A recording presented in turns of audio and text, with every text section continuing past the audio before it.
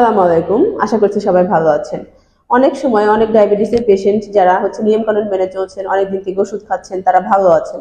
হঠাৎ করেই কোনো একদিন হয়তো ওষুধের দোকানদারের কাছে গিয়ে তারা সুগার মাপলেন। দোকানদার বলল যে আপনার সুগার তো কন্ট্রোলে আছে বা আপনার সুগার তো কমে গেছে, আপনার ওষুধ না খাইলেও চলবে। তো পেশেন্ট কি করে? ডায়াবেটিসের ওষুধ বন্ধ করে দেয়।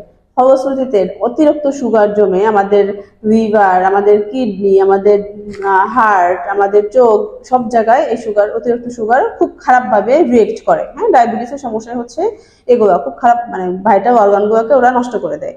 হ্যাঁ, ডায়াবেটিসকে বলা হয় নীরব ঘাতক। কোনো অবস্থাতেই আপনার ডায়াবেটিসের ওষুধ ডাক্তারের পরামর্শ ছাড়া বন্ধ করবেন না। এবং ডায়াবেটিসের একটা খারাপ সমস্যা হচ্ছে যে ডায়াবেটিক কিটোঅ্যাসিডোসিস, যখন সুগার অনেক বেশি হয়ে যায় পেশেন্টের এই অবস্থাটা ডেভেলপ করে এবং তখন পেশেন্টকে হসপিটালাইজড হতে হয় এবং খুব খারাপ কন্ডিশন এটা। সো কোনো অবস্থাতে ডায়াবেটিসের ওষুধ বন্ধ করা যাবে না, ডাক্তারের পরামর্শ ছাড়া ওষুধ নিয়ম মাফিক খেতে হবে এবং নিয়ম মতো চলতে হবে।